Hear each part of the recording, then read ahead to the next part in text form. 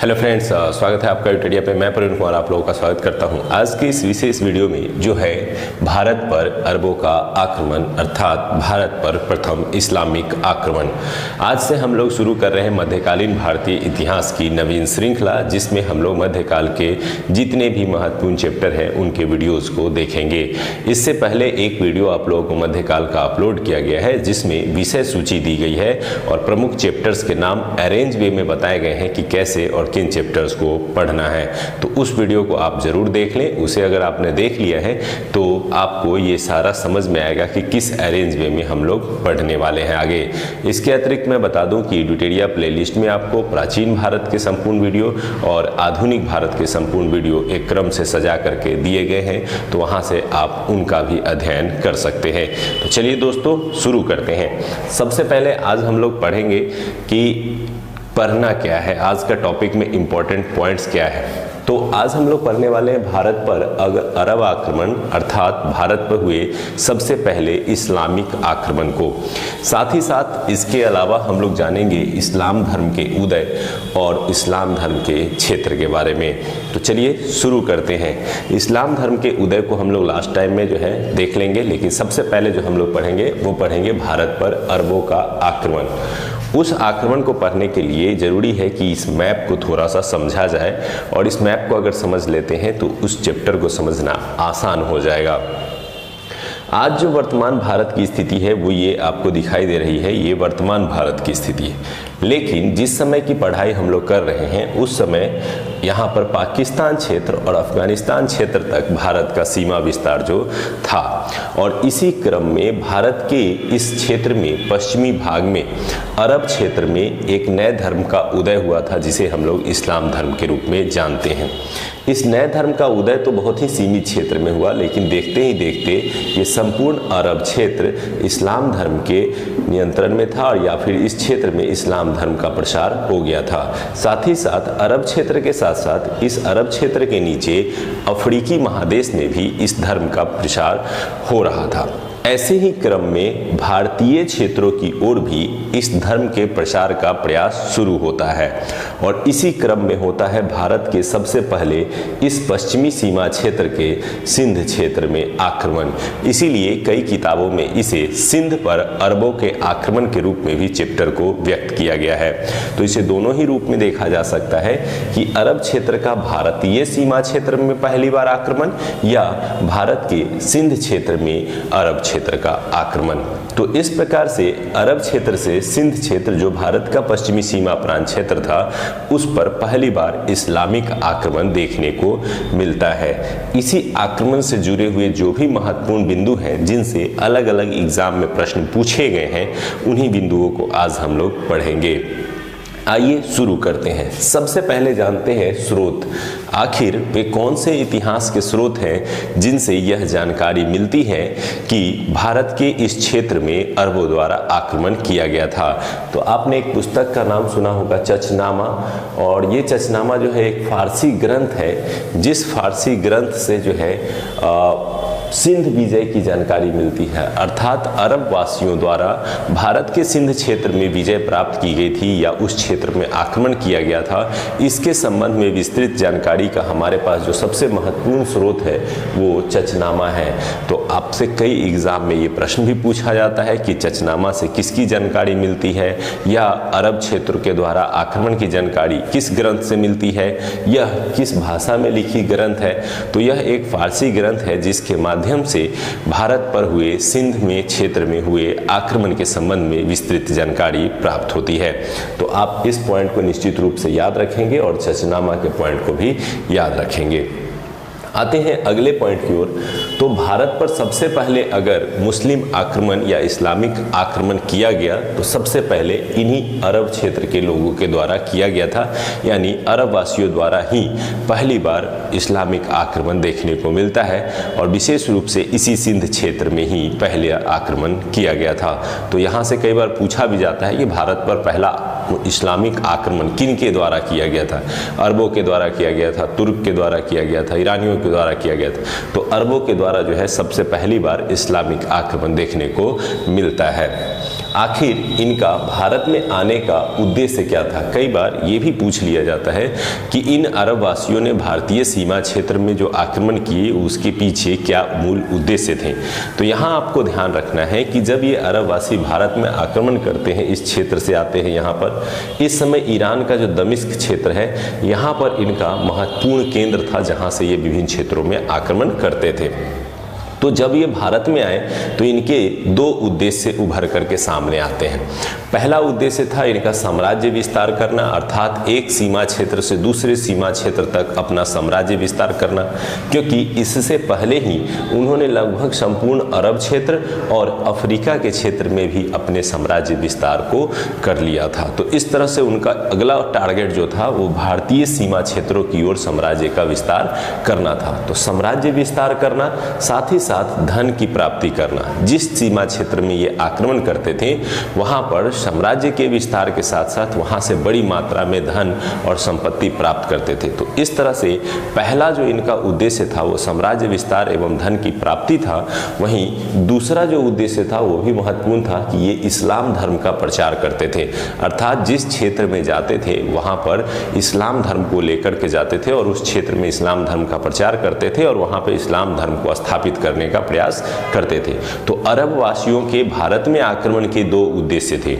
पहला उद्देश्य आपने समझा कि धन प्राप्ति या साम्राज्य विस्तार, दूसरा उद्देश्य था इस्लाम धर्म का प्रचार प्रसार करना। तो इस तरह से इन्हीं उद्देश्यों के साथ भारत में अरबों का पहला आक्रमण देखने को मिलता है। अब यहाँ पे जो ऑब्जेक्टिव पूछे जाते हैं, अलग अलग एग्जाम में पूछे गए हैं, वहाँ पे एक दो कन्फ्यूजन क्रिएट होते हैं। वो क्रिएट होते हैं इसके डेट को लेकर के। कई जगह ये दिया गया है कि भारत पर पहला आक्रमण जो है अरब द्वारा 712 ईस्वी में किया गया, कहीं कहीं ये देखने को मिलेगा कि 711 में किया गया। क्या है इसकी गुत्थी, थोड़ा सा हम लोग सुलझाने का प्रयास करते हैं।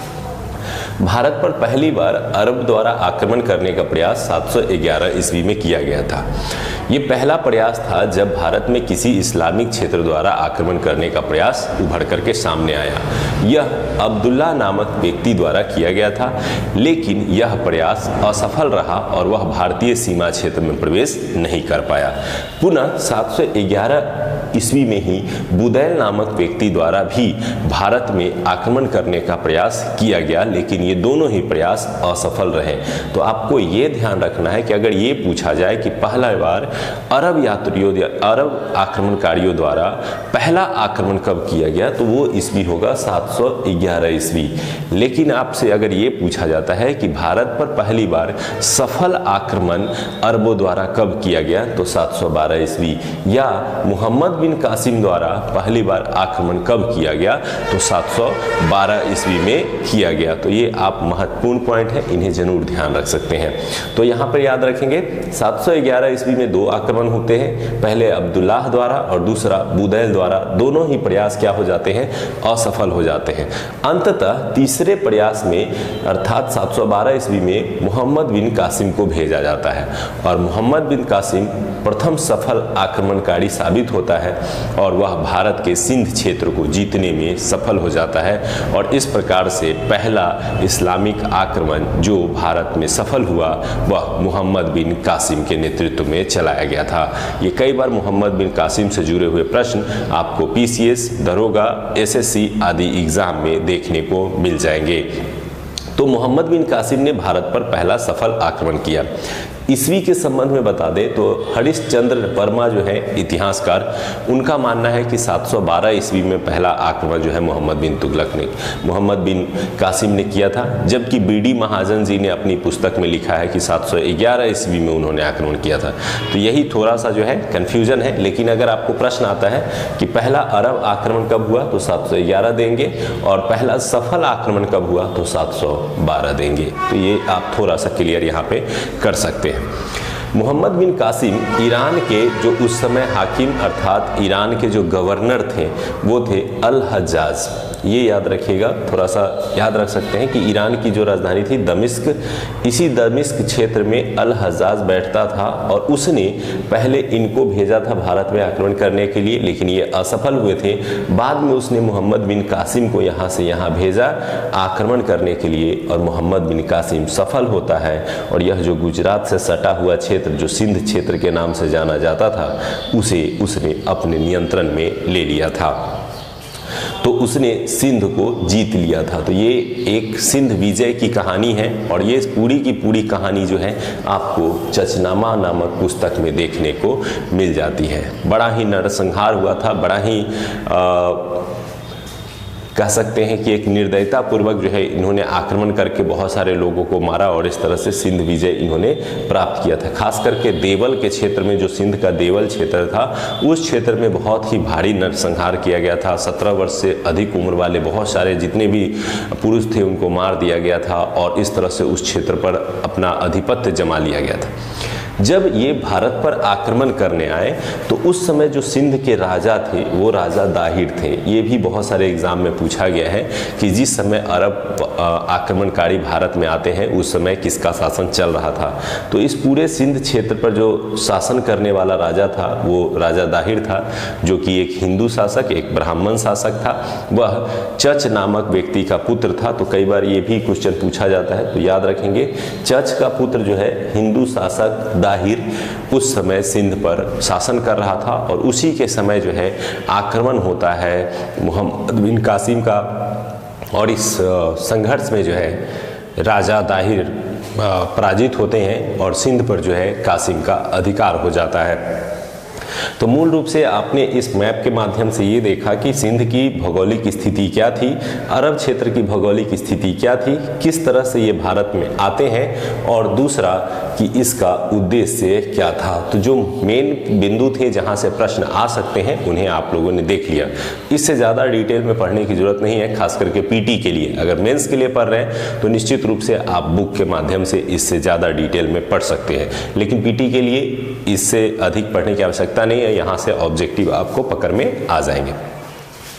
तो इस तरह से मोहम्मद बिन कासिम और राजा दाहिर से संबंधित यह संघर्ष चला। इस संघर्ष के परिणाम स्वरूप कुछ मुख्य बिंदु उभर करके आए जो भारत और अरब दोनों के लिए महत्वपूर्ण थे। उन परिणाम और प्रभावों से जोड़ करके कई बार प्रश्न पूछे जा सकते हैं। अगर नहीं भी पूछे जाते हैं तो आपकी समझ के लिए बहुत ही आवश्यक है। जैसे पहली बार भारत में इस्लाम का प्रवेश किस आक्रमण द्वारा होता है, तो वह अरब आक्रमण के द्वारा पहली बार भारत में इस्लाम धर्म का प्रवेश या इस्लाम साम्राज्य का प्रवेश शुरू होता है। बाद में जिससे प्रेरणा लेकर के मोहम्मद गजनबी और गौरी जैसे शासक भी भारत में प्रवेश करते हैं और भारत पर इस्लामिक साम्राज्य स्थापित करते हैं। तो इस तरह से भारत में पहला इस्लाम का प्रवेश इसी संघर्ष के माध्यम से हुआ।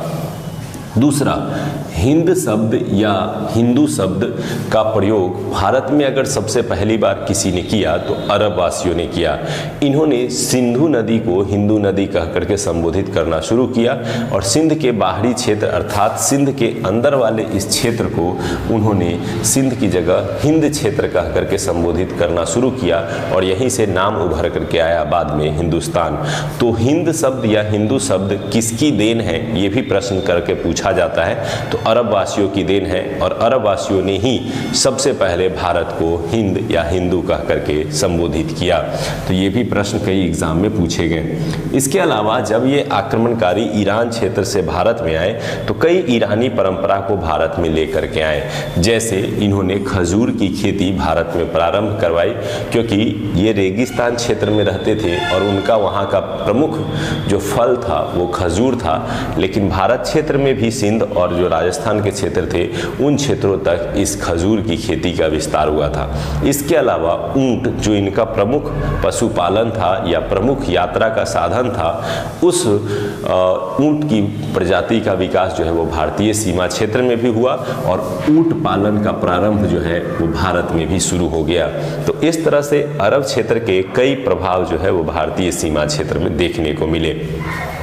इसके अलावा अरबवासी इस्लाम धर्म को कबूल करते थे और उन्होंने भारत में आकर के सबसे पहली बार जो है जजिया कर लगाया, जिसे आप जानते होंगे कि यह एक प्रकार का धार्मिक कर होता है जिसमें गैर इस्लाम धर्म वाले व्यक्तियों से जो है एक टैक्स लिया जाता है और उसी टैक्स को नाम दिया गया है जजिया कर।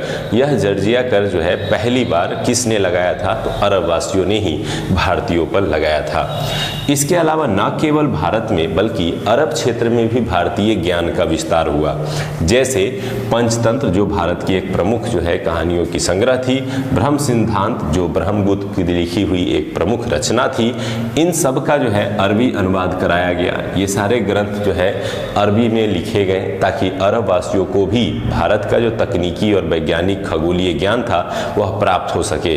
इसका विस्तार आप इसी से समझिए कि भारतीय ज्ञान का विस्तार अरब क्षेत्र में हुआ था और अरब क्षेत्र से फिर यूरोपीय क्षेत्र में इस ज्ञान का विस्तार होता है। तो कहीं ना कहीं भारत में जो बाद में चल करके माफ कीजिए यूरोप में जो बाद में चल करके जो ज्ञान का विस्तार हुआ था उसका प्रारंभिक स्रोत भारत ही था। भारत से यह ज्ञान अरब में गया और अरब से फिर यूरोप में पहुंचता है।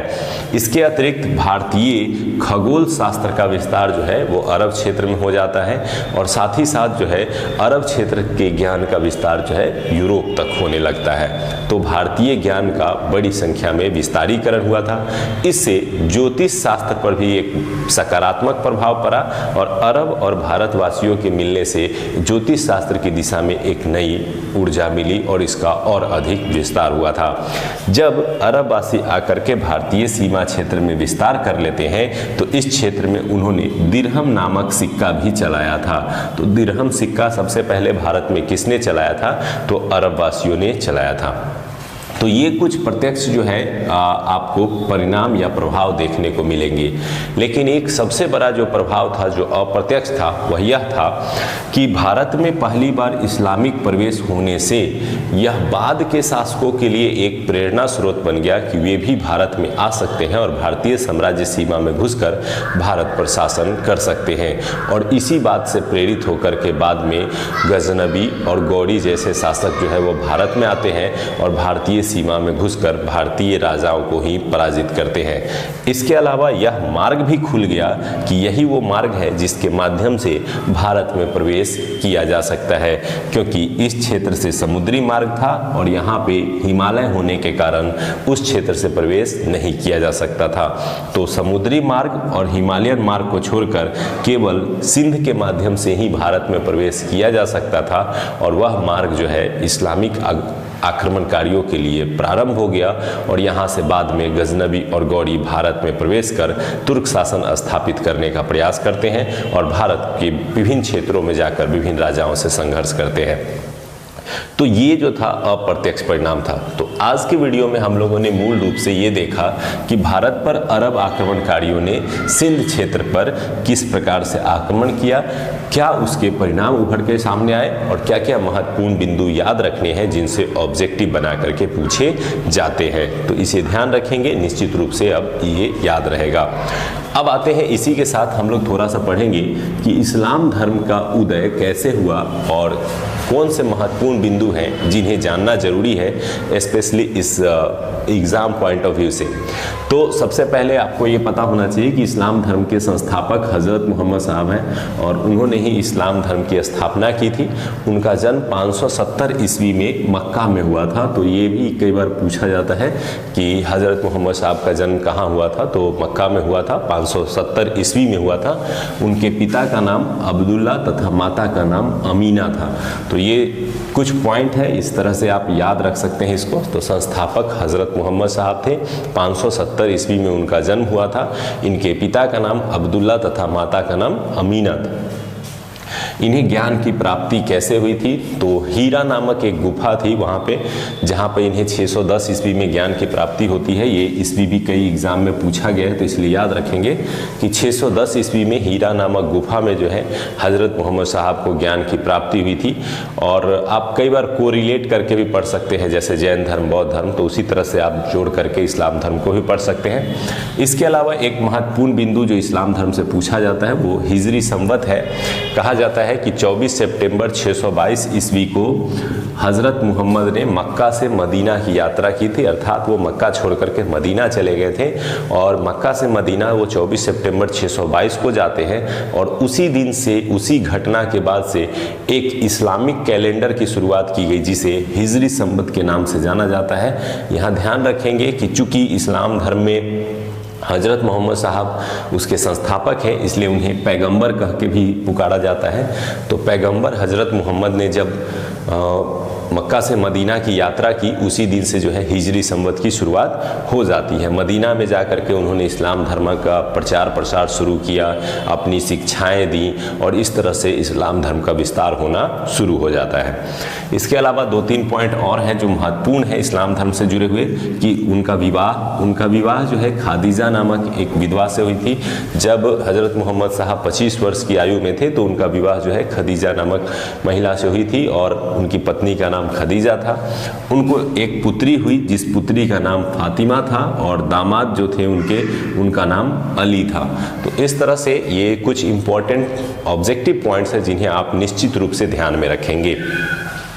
बात करें हज़रत मोहम्मद साहब की मृत्यु की तो 632 ईस्वी में उन्हें मदीना में दफनाया गया और उनकी मृत्यु जो है 632 ईस्वी में हुई थी। तो 2-3 डेट हैं जिसे आप जरूर याद रखेंगे, एक जन्म संबंधी डेट, एक ज्ञान की प्राप्ति से संबंधित डेट, उसके बाद हिजरी संवत कैलेंडर से संबंधित डेट और उनके मृत्यु से संबंधित डेट। ये महत्वपूर्ण है जिनसे प्रश्न पूछे जा सकते हैं।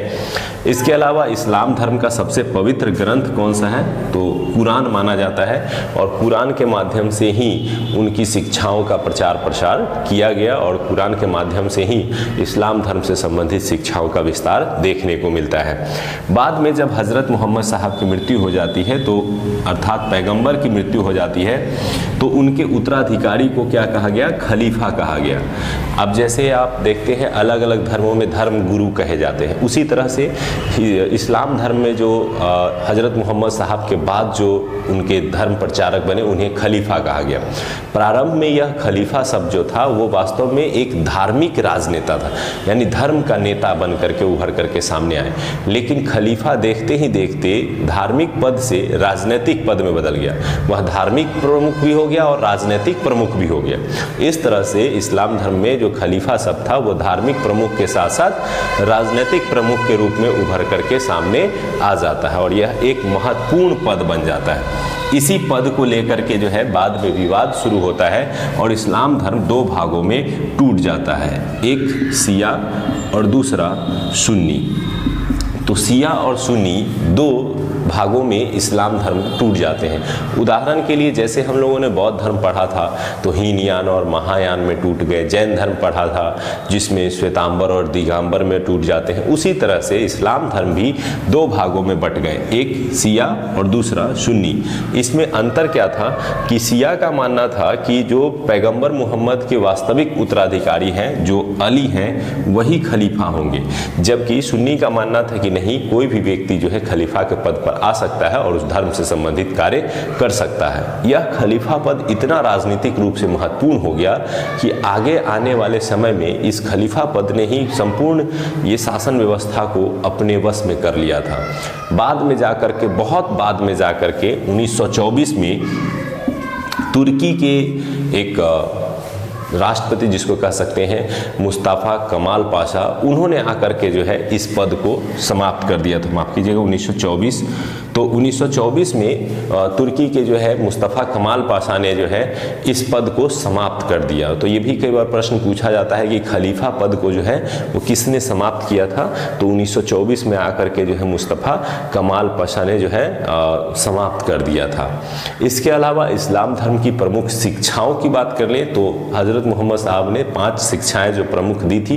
एक कलमा, अर्थात रोज़ जो है कलमा पढ़ना है, और फिर नेक्स्ट था नमाज जो प्रतिदिन 5 बार पढ़ना रहता था। तीसरा था रमज़ान जिसमें रोज़ा रखना, भूखे रहना, और वो एक प्रमुख उनकी शिक्षा थी। इसके अलावा उनकी शिक्षा थी एक प्रकार का कर देना जो कि ज़कात कहलाता है। 2 प्रकार के टैक्स मुख्य रूप से इस्लाम धर्म में प्रचलित थे। एक तो जजिया कर था जो ऐसे लोगों से लिया जाता था जो इस्लाम धर्म में नहीं थे, और दूसरा था ज़कात जो केवल इस्लाम धर्म के लोगों को देना था, और वह ऐसा टैक्स होता था जो अपनी आय का एक निश्चित हिस्सा दान करते थे। तो एक दान करने की परंपरा की शुरुआत जो कि ज़कात कर के नाम से जानी जाती है, और 5 पांचवा जो उनका शिक्षा था वो था हज। हज शिक्षा में था कि कम से कम अपने जीवन में एक बार मदीना की यात्रा जरूर करें। तो इस तरह से उन्होंने जो शिक्षाएं दी उसके आधार पर इस्लाम धर्म का विकास हुआ। इस इस्लाम धर्म का उदय इस अरब क्षेत्र में हुआ और इस अरब क्षेत्र में इन्हीं खलीफाओं की सहायता और खलीफा के नीचे जो विभिन्न क्षेत्रों के गवर्नर थे उनके अधीन साम्राज्य विस्तार का दौर शुरू होता है, जो इस अरब क्षेत्र से बढ़ते हुए भारत के उत्तरी भाग अरब के उत्तरी भाग, अरब के दक्षिणी भाग अफ्रीका और अरब के पूर्वी भाग भारत सहित कई देशों में विस्तृत होने लगते हैं। और इसी विस्तार के क्रम में हम लोगों ने आज पहला चैप्टर पढ़ा, भारत पर अरबों का आक्रमण, भारत में इस्लामिक प्रवेश या सिंध पर पहला अरबों का आक्रमण। तो उम्मीद करते हैं कि इस चैप्टर के महत्वपूर्ण बिंदु, इस चैप्टर के मैप और इस चैप्टर से जुड़े हुए जो प्रमुख बिंदु थे वो आपको समझ में आ गए होंगे। अगले वीडियो में हम लोग तुर्क का आक्रमण, जिसमें गजनवी और गौरी प्रमुख हैं, उनसे संबंधित महत्वपूर्ण बिंदुओं को देखेंगे और फिर इससे आगे की पढ़ाई शुरू करेंगे। तो उम्मीद करते हैं कि ये सारी की सारी जो पढ़ाई का तरीका है ये आप लोगों को पसंद आ रहा होगा। अगर पसंद आ रहा है तो कमेंट लाइक्स जरूर करें, दोस्तों को शेयर करें ताकि अधिक से अधिक लोग जुड़ सके और इस श्रृंखला को हम लोग तेज़ी से आगे बढ़ा सके। आप लोगों का लाइक, कमेंट, शेयर ही हमें सपोर्ट करता है और पता चलता है इससे कि हाँ आप लोगों को पसंद आ रहा है। तो उससे हम कोशिश करते हैं कि अधिक से अधिक और जल्द से जल्द वीडियोस उपलब्ध कराए जा सके। तो धन्यवाद दोस्तों एडुटेरिया से जुड़ने के लिए और एडुटेरिया को इतना सारा प्यार देने के लिए। धन्यवाद।